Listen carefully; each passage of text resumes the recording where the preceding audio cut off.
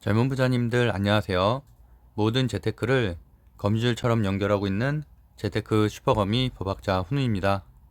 오늘도 중요한 재테크 정보만 쉽게 설명해 드리겠습니다.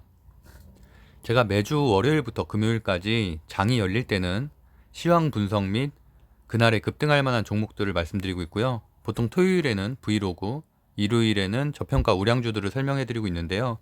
오늘과 같은 경우는 토요일이지만 제가 또 어저께 말했던 종목들이기도 하고 앞으로 항공우주가 어떻게 또 지금 매수하기에도 괜찮은 지점인지 그리고 또 어떤 종목들이 괜찮은지에 대해서 간단하게 좀 설명을 드리려고 합니다. 일단 금요일에 좀 설명을 해보면 목요일에 이제 금요일 누리호 발사에 대한 기대감 때문에 뭐 성공으로 사실 장이 끝나는 3시 반까지 그리고 한 6시까지는 결과가 정확하게 나오지 않았었어요. 그때는 성공 쪽으로 좀 더 가까운 언론 보도가 많이 나왔기 때문에 6시까지는 뭐 상한가를 간 종목들이 있었거든요. 시외가에서 뭐 10% 가까이 상승한 종목들이 다수였는데 그럼에도 불구하고 제가 그래서 이제 방송을 해드릴 때 이걸 시장에서 저는 그래도 개인적으로는 뭐 어느 정도 성공이라고 생각을 하지만 시장에서 장초의 시초가를 어떻게 받아들이냐가 그 결과를 시장에서 받아들이는 것이라고 대변한 거라고 말씀드렸었는데 아니나 다를까 시장은 실패 쪽에 좀 더 가깝게 실망 매물들이 많이 나왔죠. 그래서 전날 마이너스 뭐 플러스 10% 시외가로 샀던 분이 만약에 있다면은 장중한 때는 8% 가까이 빠졌기 때문에 거의 18% 정도 손해를 보는 그런 어떻게 보면 급락장이었다고 볼 수 있을 것 같습니다. 그렇게 따지면 항공우주가 앞으로는 또 괜찮다는 전망들도 있고요. 이번에 오히려 이렇게 누리호 발사를 통해서 또 다른 수급이 들어오지 않을까라고 기대하시는 분들도 있을 것 같고, 그다음에 일단 제가 3주 전부터 오징어 게임 시작 때부터 뭐 메타버스라든지 게임, 그다음에 미디어 콘텐츠주를 굉장히 추천을 많이 드렸었고 그런 종목들이 많게는 2배 이상 상승한 종목들도 있는데 사실은 모든 재료가 한 달 이상 가기는 되게 힘들거든요. 그렇기 때문에 최근엔 또 반도체 배터리 쪽도 좀 수급이 좀 빠지고 있죠. 아무래도 테슬라에서 소재를 바꾼다는 그런 발표들이 나면서 그렇기 때문에 지금 딱 주도할 만한 강세 섹터가 없는 건 사실이거든요. 그나마 이제 원자력 관련된 주 정도가 좀 버텨주고 있는 정도고 그러다 보니까 항공우주가 새로운 수급을 가져오는 뭐 새로운 강세 섹터로 올라올 수도 있겠다는 좀 생각이 들어서 오늘의 콘텐츠를 뭐 토요일이지만 좀 정리해서 알려드리게 됐고요. 일단 제가 금요일 날 정리해드렸던 종목, 제가 유일하게 제가 매수를 했다고 했던 종목은 이탈리안 테크였는데 그 이유 중에 하나는 보시는 것처럼 최근에 한번 급등한 사례가 있었죠. 아무래도 테슬라에서 뭐 이런 스타링크라든지 스페이스X 이런 저기도 위성에 대한 이슈들이 발생을 하면서 또 수주 공시가 있기도 했고요. 그러다 보니까 이렇게 좋은 모습을 보이고 있었던 사실은 항공우주, 우리나라 항공우주가 거의 10개 종목 정도 되거든요. 그 중에서 그나마 차트가 가장 좋았었던 곳이기 때문에 이제 저는 매수를 했고 제가 이제 시외에 3%에 매수를 했기 때문에 그날 이날 뭐 빠지진 않았어요. 빠지진 않아서 저도 지금 현재 마이너스 3%로 보유를 하고 있는데 어쨌든 그 제가 이제 판단했던 근거 중에 하나가 또 이렇게 양매수가 들어왔죠. 외국인 기관이 21일 목요일에 이렇게 또 양매수를 하기도 했기 때문에 금요일에는 어느 정도 최소한 버티긴 할 거다라고 이제 생각을 했었는데 어쨌든 결과적으로는 이렇게 됐죠. 그래서 10개가 넘는 종목들 중에서 인텔리안 테크만 사실은 장에서 유일하게 양봉 마감이 됐고 나머지는 다 4에서 뭐 8%까지 급락을 하는 움직임들을 보이기도 했었습니다. 그나마 뭐 넥스원이라든지 하나시스템처럼 방산의 성격이 좀 더 강한 곳들이 그나마 좀 버텨줬고요. 어쨌든 전체적으로 시장이 좋지 않았는데 그럼에도 불구하고 사람들이 많은 분들이 이제 누리호를 통해서 다시 한번 항공우주 쪽에 관심을 갖게 되었기 때문에 이런 것들이 새로운 수급으로 좀 발생할 수 있을지에 대해서 좀 전망을 해보겠습니다. 다들 알다시피 뭐 제가 뭐 항공우주 전문가는 아니기 때문에 자세한 말씀은 드리진 않겠고요. 결국에는 뭐 중요한 건 이거라고 생각합니다. 향후 3차례 발사 예정, 일단 내년 5월이 있죠. 그다음에 재료가 큰 재료가 하나 남아 있다는 거고 그때 만약에 성공하게 된다면은 당연히 완연한 강세 섹터로 올라올 수도 있는 거고 대부분 기대감으로 가는 거잖아요. 지금 1차에 28%전 세계의 모든 국가에서 1차 성공률이 28%밖에 안 되는데 우리나라는 그래도 그거보다는 훨씬 더 성공적으로 700km까지는 올렸기 때문에 그래서 이제 절반 이상의 성공으로 보는 전망들이 많거든요. 그래서 어쨌든 또 우주 지원 사업에 대해서 문 대통령이 발언한 것들이 있죠. 그래서 과거의 사례를 보면은 반도체 클러스터 육성이라든지 2차 전지 클러스터 육성이라든지 이런 정부 지원 사업이 대대로 있을 것으로 공시가 나오거나 뭐 뉴스화가 되면은 수급이 좀 몰리는 경향이 있었거든요. 특히나 기관 수급이. 그러다 보니까 일단 지난주 금요일에 물론 하락을 했지만 월요일부터 이런 관련된 정책들이 나오게 된다면 당연히 항공우주 쪽이 다시 지금 현재는 차트들이 다 수렴 상태이기 때문에 사실 조금만 양봉 2개 정도만 나와주면은 정배열 차트로 추세 전환이 가능한 정도의 수준이거든요. 그래서 어쨌든 저는 긍정적으로 좀 보고 있고, 뭐 말씀드렸던 대로 일단 결과는 좋게 나왔다. 그리고 더 중요한 건 이거라고 말씀드렸었죠. 현재까지 한 10년 동안 약 한 2조 정도가 투입이 됐는데 앞으로도 더 2024년부터 2027년까지 일단 세 차례 발사가 더 예정이 돼 있고, 향후 10년 동안 새로운 계획을 또 수립을 해야 되니까요. 공공 분야에서만 100기 이상의 위성 발사를 계획을 하고 있고, 지금 스페이스X, 테슬라의 스페이스, 일론 머스크의 스페이스X 같은 경우는 한 2,000개 가까이 위성을 띄워보냈죠. 그러니까 그런 거에 비하면 사실은 굉장히 적은 숫자인데 민간 업체가 그 정도 할 정도니까 우리나라도 훨씬 더 이거 보면은 공공 분야에서만 이렇게 다는 얘기니까 앞으로 정부 지원도 결국에는 항공우주 쪽을 지원할 수밖에 없는 분위기라고 보고 있습니다. 여기 써 있는 것처럼 국내 우주 산업 개발을 위해서 R&D 투자에 꾸준한 지원의 뜻을 밝혔다라고 볼 수 있죠. 이제 이런 것들이 좋다는 얘기고요. 저는 일단 제가 한 1월 달쯤에 사실 항공우주에 대해서 많이 말씀드렸었어요. 제가 그 당시에 굉장히 테슬라에 꽂혔을 때인데 여기 날짜가 써 있죠. 이게 사실 조회수가 254회밖에 안 돼서 상당히 안타까운데 제가 올해 1월 달에 했었던 방송이고요. 보시면 8개월 전이라고 써 있죠. 그때 제가 분명히 여기 써 있는 것처럼 스페이스X 그리고 위성이라고 써놓고 세트리가이 인텔리안 테크라고 제가 적어놨죠. 무슨 말이었냐면 그 당시에 제가 테슬라를 100주 이상 보유를 하고 있었고 테슬라에 대한 공부를 하면서 너무 산업이 괜찮은 거예요. 그러니까 테슬라에 대한 기업 자체도 물론 좋지만 일단 산업군이 너무 좋은 거예요. 전기차도 하죠. 그다음에 배터리 관리 기술 있죠. 그래서 앞으로도 배터리 자체 생산도 할 거고 거기다가 자율주행 시스템 반도체에 대한 특허도 굉장히 많이 가지고 있고 스페이스X 아직 비상장 회사긴 하지만 위성과 스타링크 6G를 기술을 보유할 수 있는 스페이스X라는 기업을 또 가지고 있고요.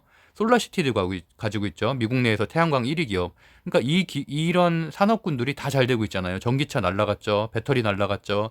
자율주행 시스템 반도체 지금 없어서 못 팔죠. 스페이스X도 테슬라보다 가치가 더 높다는 기사들이 나오고 있죠. 솔라시티도 계속 우상향을 하고 있거든요. 그래서 어쨌든 저도 1월 달부터 꾸준하게 관심을 가져왔고 뭐 유튜브에서도 제가 법학자 훈훈이 항공우주라고 치면은 6월달, 7월달에 굉장히 제가 콘텐츠를 많이 발행을 했어요. 왜냐면 그때가 뭐 이렇게 이런 거죠. 버진 갤럭틱의 그 회장, 버진 그룹의 회장인 리처드 브랜슨 회장이죠. 그 사람이 첫 우주 관광을 성공을 한다는 기대감이 있었잖아요. 이건 이미 이렇게 첫 우주 비행을 하기 한 2달 전부터 계속 외신에서 많이 나왔었거든요. 그렇기 때문에 당연히 이 관련된 수급이 들어올 수밖에 없다. 주식시장에, 한국 주식시장에도. 그래서 그 당시에 하나 에어로스페이스 같은 경우 신고가를 달성하기도 했었죠. 제가 그 당시에 항공우주를 꼭 사야 된다고 말씀드렸었고, 물론 그때 뭐 저점 매수를 했었던 분들은 당연히 큰 수익을 냈었고, 뭐 당연히 분할 매수를 했던 분들도 꾸준하게 우상향을 하다가 지금 최근에 기간 조정을 겪긴 했지만 전체적인 차트로 보면은 2배 이상 우상향한 차트였기 때문에 당연히 수익을 낼 수가 있었고요. 그 다음에 그러고 나서 또 일주일 뒤에 아마존의 베이존스 전 세계 부호들이 다 민간 항공우주 여행을 이렇게 떠났죠. 그래서 이것도 보면 7월 21일자 기사죠.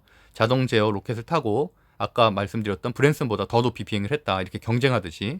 그래서 어쨌든 이것도 굉장한 기사화가 크게 됐었고 이 당시에 버진 갤럭틱이나 이런 것들이 신고가를 달성을 했었죠.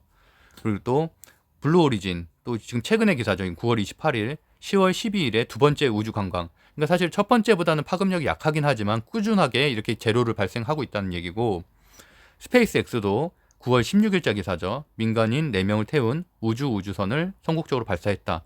이거 외에도 제가 중국 위성 지금 우주정거장 만들고 있잖아요. 중국에서. 그 얘기도 제가 굉장히 강조해서 말씀드렸었죠.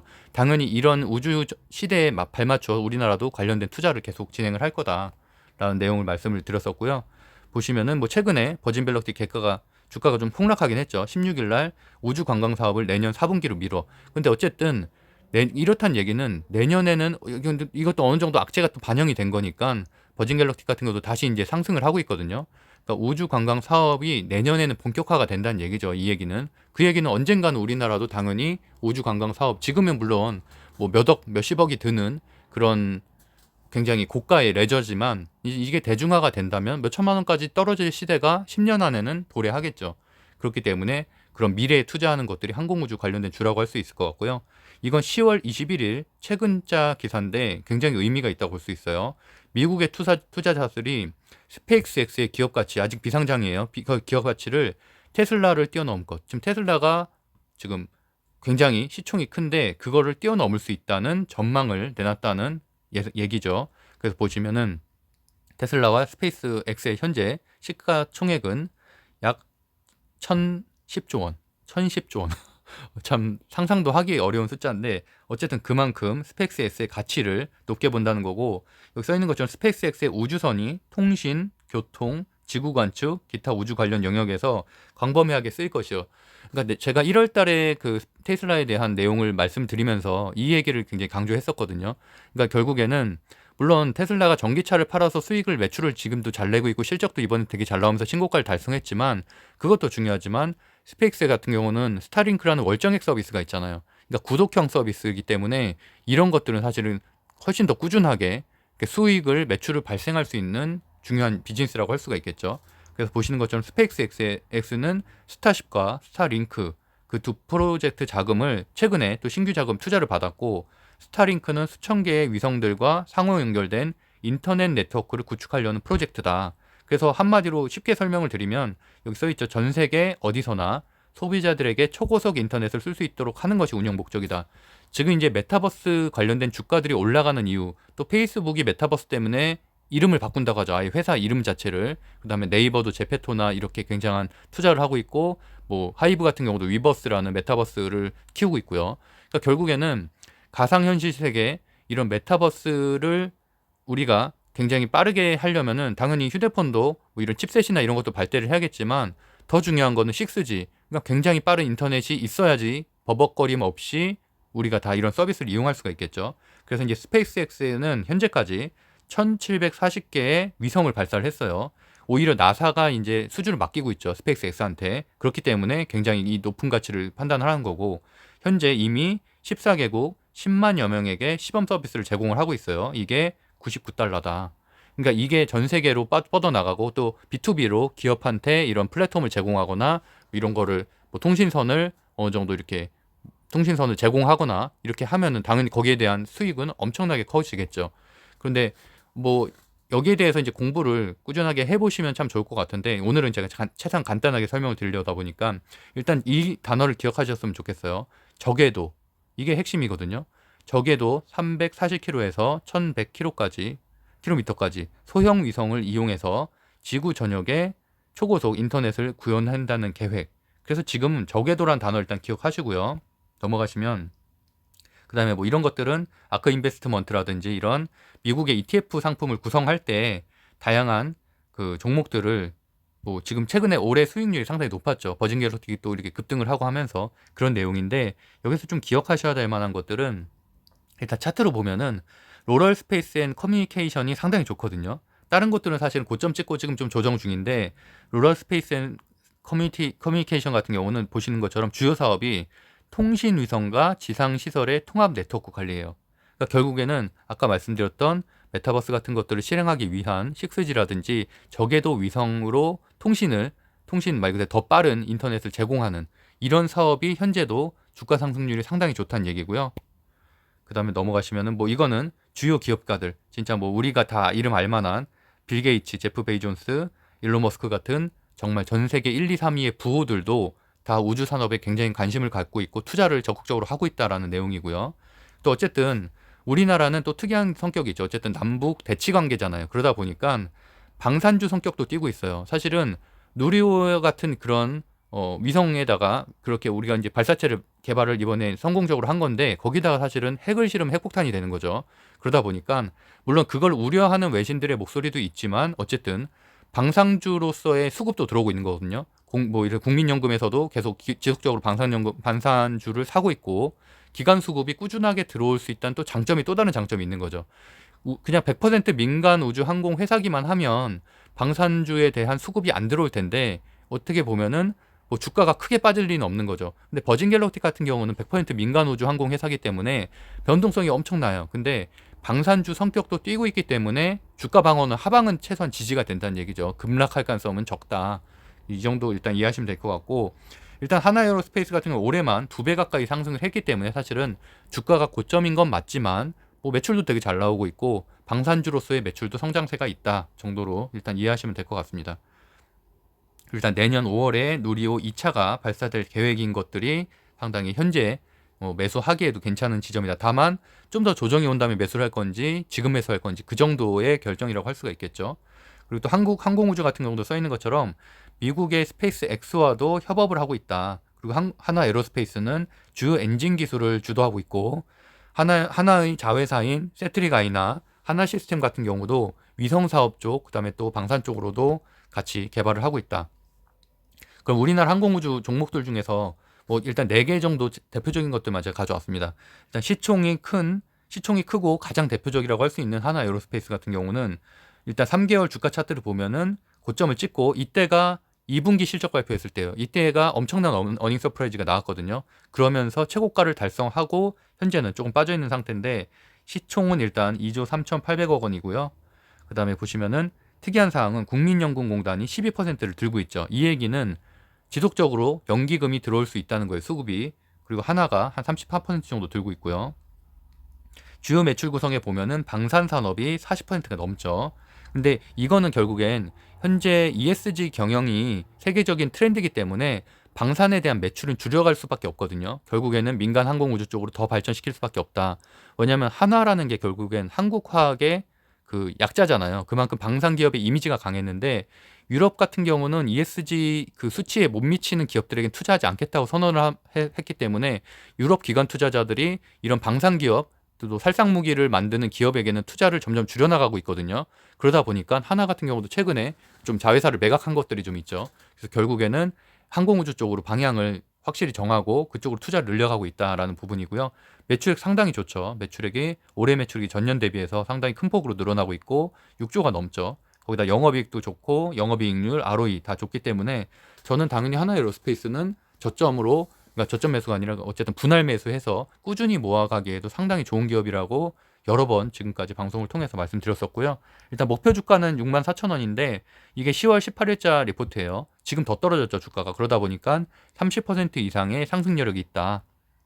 그래서 보시는 것처럼 매출액 1조 5,032억 원. 그래서 영업이익도 상당히 좋았었고요. 다만 이번에 이렇게 막 날아가지 못했던 이유 중에 하나는 2분기 때가 워낙 어닝 서프라이즈였어요. 그러다 보니까 거기에 비하면 실적이 그만큼 좋지 못했기 때문에 주가 상승엔 좀 한계가 있었다. 또 테크윈, 자회사인 테크윈의 R&D 비용이 많이 증가했거든요. 그러다 보니까 매출에 조금 감소가 있었다 정도로 이해하시면 될 것 같고요. 항공기 엔진, 그다음에 CCTV, 칩 마운터 이런 것들, 그다음에 아까 말씀드렸던 군수 부분에서도 상당히 매출이 증가하고 있다라는 내용이죠. 그리고 전체적으로 보면은 하나 에어로스페이스, 하나 테크윈, 하나 디펜스 이렇게 하나 시스템까지 주요 매출 구성이 이렇게 안정적으로 좀 분리가 돼 있다. 어떻게 보면 하이닉스와 삼성전자를 떠올리시면 맞죠. 삼성전자 같은 경우는 뭐 휴대폰도 만들죠. 시스템 반도체 만들죠. 그러니까 여러 가지로 좀 분산되어 있기 때문에 반도체가 폭락을 해도 막 급락하진 않잖아요. 근데 반대로 하이닉스 같은 경우는 어떻게 보면 반도체만 만들기 때문에 어떻게 보면 반도체가 호황일 땐 더 많이 올라가지만 반도체가 하락할 때는 더 많이 떨어질 수가 있다. 그 정도로 이해하시면 될 것 같고요. 현재 주가는 이렇게 어쨌든 우상향하고 있는 건 맞고 다만 이평선이 전자 수렴하고 있는 상태였는데 누리호가 만약에 100% 성공을 했다면 당연히 급등을 했겠죠. 급등을 하고 완연한 강세 섹터로 올라섰을 가능성도 있는데 어쨌든 그건 좀 아쉽긴 해도 여전히 좋은 주가 상태고 크게 차트는 무너지지 않은 상태다. 왜냐면 이동평균선이 다 수렴이 되고 있는 상태죠. 가운데로 몰려서 그 다음에 이제 방향을 결정할 테니까.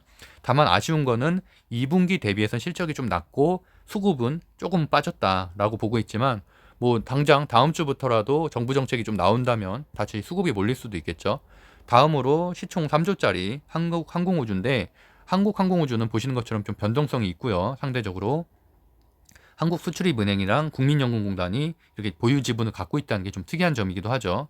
보시는 것처럼 방산 쪽에 비중이 높기 때문에 반대로 얘기하면 방산 쪽에 비중이 높아서 주가 상승에는 조금은 제한이 있을 수가 있다. 방산이 물론 뭐 발사체 개발이라든지 이런 거에 대한 이슈가 발생했을 때는 방산주가 많이 올라가거든요. 그래서 올해도 한번 올라간 적이 있었죠. 제가 이제 그때 우리나라에서 그 제한을 없앴잖아요. 그 미사일 발사거리의 제한을 없애면서 그때 이제 방산주가 뭐 LX, 넥스원이라든지 이런 데가 많이 올라가는데 그때는 같이 올라간다는 장점도 있었지만 반대로 민간 항공 우주 쪽에 조금 비중이 약하기 때문에 그런 단점도 있다 정도요. 그리고 이제 영업이익은 좀 하락을 하고 있고 다만 이제 순이익이나 ROE는 또 상승을 하고 있기 때문에 일단은 주가 자체는 그러니까 재무제표 자체는 나쁘진 않다 정도로 이해하시면 될 것 같고요. 유보율은 사실 좀 낮은 편이 아쉽죠. 지금 보면 149%. 그다음에 레포트를 보면은 리포트가 최근에 나왔던 건데 보시면은 일단은 올해는 3분기 같은 경우는 영업이익이나 이런 것들은 시장 컨센서스에서는 조금 하회를 했다. 그렇기 때문에 사실 주가 상승에 특별한 모멘텀은 없었어요. 누류 같은 게 만약에 뭐 성공을 했다면은 주가 상승에 모멘텀이 생기는 거지만 일단 실적만으로 봤을 때는 그리고 또 최근에 수급이 워낙 미디어 콘텐츠 쪽으로 몰렸기 때문에 그런 부분에서는 좀 아쉬웠다 정도로 보실 수 있을 것 같고 그럼에도 일단 흑자를 유지하고 있다는 건 상당히 좋고 국내 유일의 완제기 제작업체라는 뭐 이런 장점도 있고요.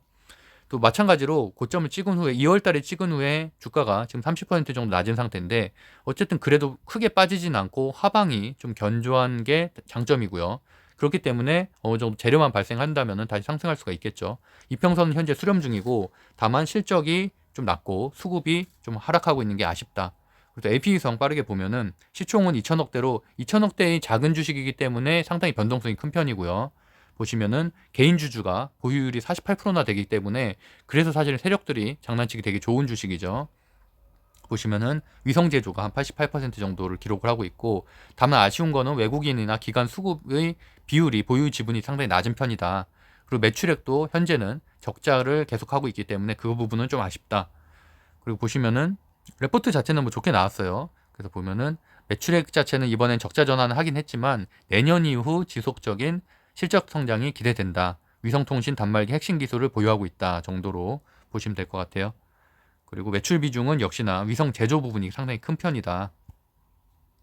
변동성이 강하다는 장점이자 단점이 있고 대신에 하방 쌍바닥을 이뤘기 때문에 하방은 견조한 편이다. 다만 수급만 좀 받쳐준다면 급등할 요소도 충분히 있다라고 볼 수 있을 것 같습니다.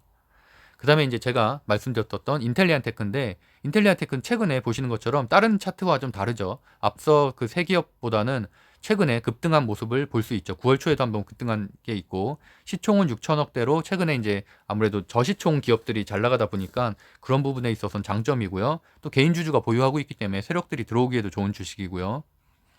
그리고 이제 매출 구성은 위성통신 안테나, 위성방송 수신기가 이제 대부분을 차지하고 있기 때문에 어떻게 보면 좀 장점이라고 볼 수 있고 영업이익은 흑자 전환하긴 했지만 뭐 소폭으로 하락했기 때문에 큰 그건 아니고요. 걱정할 정도는 아니고 다만 좋은 점은 부채 비율이 좀 낮은 편이고 유보율이 상당히 높은 편이죠. 이런 기업들은 유상증자라든지 무상감자를 할 가능성이 좀 적기 때문에 그런 것들은 좀 장점이고 일단 보시는 것처럼 위성통신용 안테나 그다음 위성방신 수신 안테나를 주력 사업을 하고 있고 더 중요한 건 이거죠. 두 번째 줄에 저궤도, 중궤도 안테나 시장으로 사업 영역을 확대하고 있다. 그러니까 적자 전환임에도 불구하고 제가 아까 앞부분에서 저궤도를 굉장히 강조했었잖아요. 그러니까 결국에는 현재 시장의 트렌드에 맞는 그런 사업을 추진하고 있다는 게 상당히 장점이란 거고요. 보시는 것처럼 위성 쪽이 매출 구성이 상당히 높은 편이고 차트가 일단 장점인 거는 저점이 이렇게 높아지고 있죠. 분명히 아랫단에서 조금 이렇게 횡보를 하다가 한번 9월 달에 상승한 이후에 빠지지가 않고 있죠. 그게 상당히 차트상으로 좋다는 부분이고 일단 그리고 재료가 지금 테슬라 아까 말씀드린 이런 스페이스 X도 그렇고 6Gn 재료가 저기도 위성에 대한 재료들이 지속적으로 발생함에 따라서 이렇게 상승 추세에 있다. 그래서 이제 금요일에도 제가 유일하게 추천드렸던 종목이고 지금도 주가에서 잘 버텨주고 있다라고 보시면 될 것 같습니다. 보신 것처럼 메타버스 인프라 확대에 수혜를 받을 수 있다는 신한은행 금융투자의 리포트가 10월 19일에도 나왔어요. 그래서 이렇게 이탈리안테크는 에리오 그 위성 통신용 데이터 서비스를 이제 다변화에 성공을 했다. 그래서 어쨌든 인웹이라는 기업하고 지금 같이 서비스를 준비를 하고 있는데 보시는 것처럼 저궤도 위성 통신의 경우에는 인웹, 스페이스X의 스타링크, 아마존 등이 같이 시장에 들어오는데 그 중에서 한 기업과 지금 현재 수주를 맺고 있었다는 얘기죠. 그래서 그 부분에 대한 공시들 때문에 이제 주가 상승이 있었던 거고요. 어쨌든 현재는 저기도 위성 통신망이 6G의 인프라의 표준이 될 가능성이 높기 때문에 최근에 이쪽으로 수급이 몰렸다고 볼 수 있습니다. 어쨌든 향후에 세 차례 정리를 해보면은 세 차례 발사 예정이 있고 당장 내년 5월 달에 또 한번 발사를 하게 되고요. 그리고 정부 정책으로 지원 사업이 이제 시작이 된다면은 그런 관련된 그 발표가 이번 주나 다음 주 안에 발표가 된다면은 당연히 관련된 수급들이 현재 지금 메타버스나 이런 쪽에 너무 집중되어 있는데 이날 금요일만 해도 그렇잖아요. 다 메타버스 종목만 급등을 했거든요. 이런 수급들이 일부는 어느 정도 들어오지 않을까라고 예상을 하고 있습니다. 네, 오늘은 토요일이지만 그래도 좀 인공위성이나 이런 저기도 위성 또는 항공우주 산업에 대해서 꼭 말씀을 드려야 되는 시점이라고 생각을 해서 간단하게 콘텐츠를 준비해봤습니다. 네, 제가 운영하고 있는 네이버 카페 젊은 부자들 재테크 스터디 11월달 모집하고 있으니까 관심 있는 분들은 들어오시면 좋겠습니다. 오늘도 행복한 하루 보내세요. 법학자 훈이었습니다. 감사합니다.